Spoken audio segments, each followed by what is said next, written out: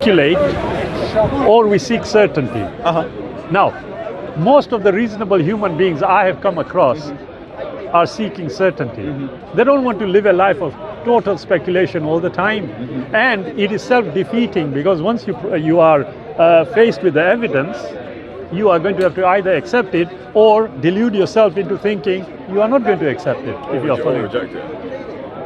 But you'd have to do it based on the evidence. Yeah. And if the evidence is clearly leaning towards a particular position, which is going against our preconceived notions, what happens?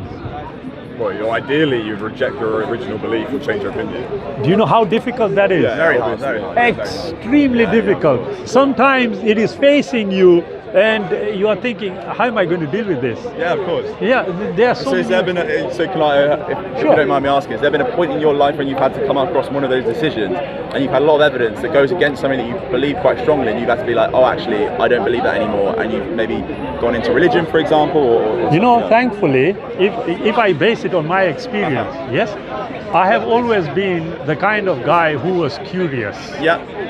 I don't care what it was. If somebody told me something which didn't sound reasonable to me, I wanted to know why. Yeah. Okay? So there have been many a time where I would have considered something to be true, and then once I was faced with the evidence, I changed it. And the classical example actually is the theory of evolution itself. Yeah. It's very like hard to believe when you first hear it. Yeah, it is. But then when you accept it because it is the norm, then you consider the evidence, and the evidence now is giving you a different picture. So, as an example... What evidence do you think there is against evolution? No. You see, I never said anything about for or against.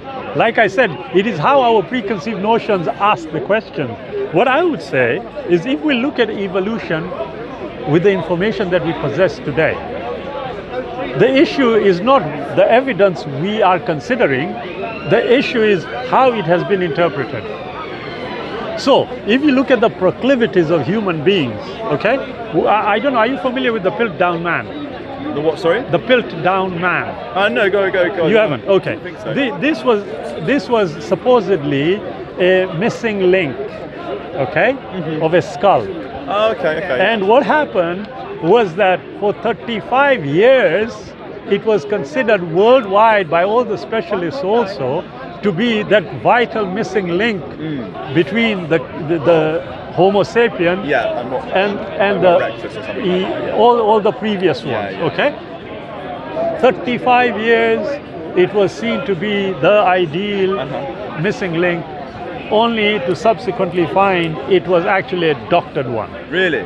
It was a fake.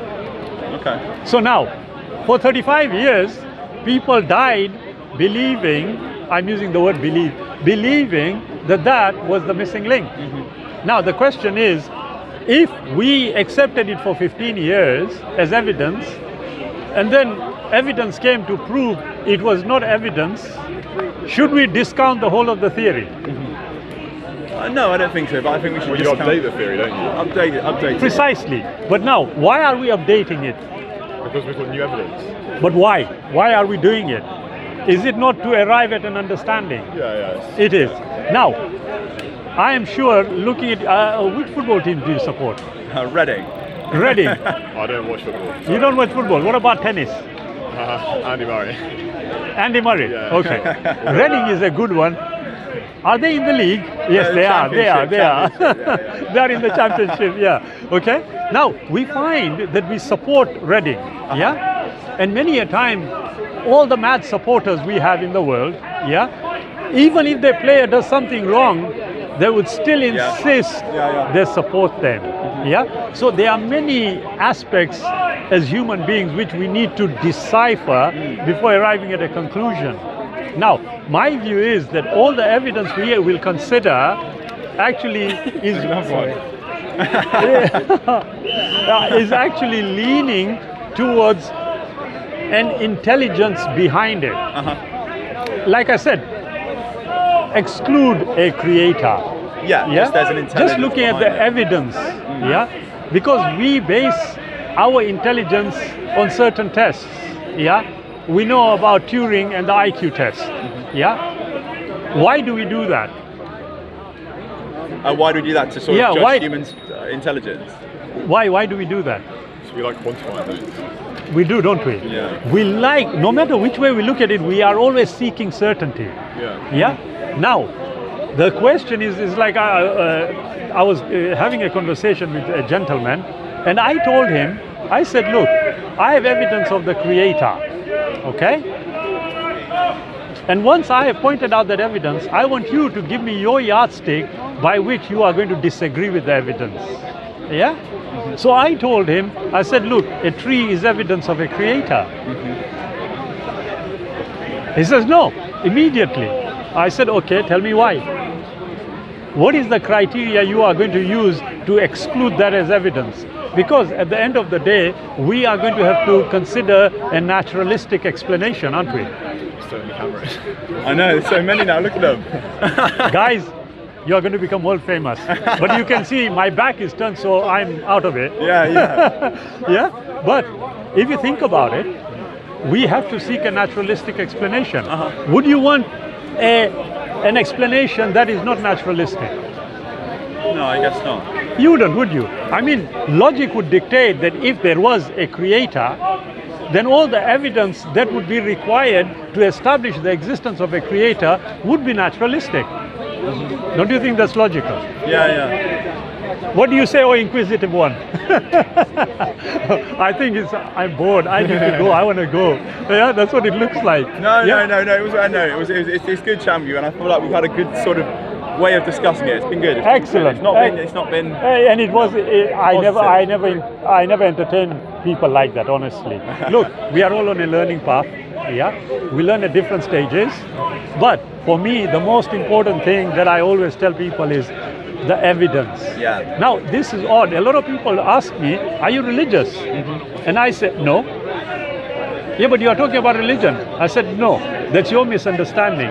Because I am not comfortable with the word religion, and I certainly am not comfortable with the word religious. Yeah? Look, at the end of the day, we are living in a world where everything is available to all of us. What is the purpose of all this? Yeah? No matter which way we go, we know we are going to die one day. Yeah?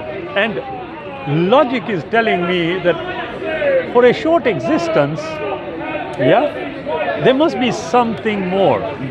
The fact that our capacities are allowing us to ask these questions, for me, means that there is an answer. Okay, yeah. But it is whether we will seek the answer, especially if it is going against what we have been brought up to accept or believe. Yeah. Are you following? Yeah? So like I said, I know that if I were to ask you on the spot, what evidence did you actually seek and consider to establish whether you should hold the position of an atheist or a religionist? What evidence have you guys considered? I feel like I would accept the expertise of and the opinion of experts.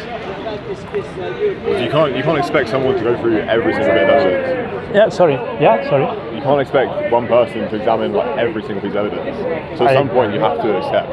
I agree. But you do know that the expertise we are discussing or we would be considering is expertise that can be updated. Yeah. So if it is going to be updated, we are taking a position of saying, look, we know so much.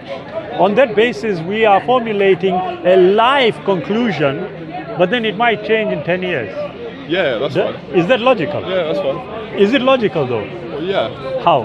Well, because if you in light of new evidence, you should change your beliefs.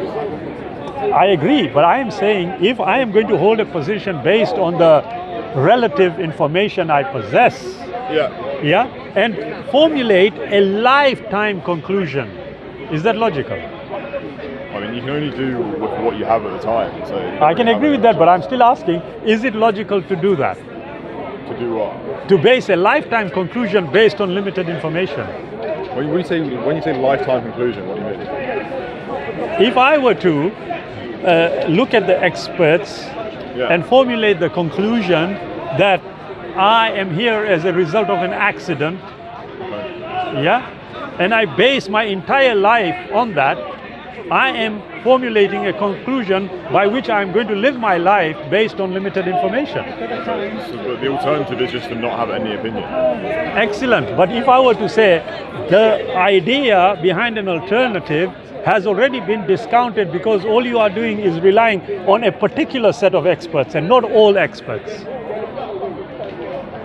Okay. Do we agree?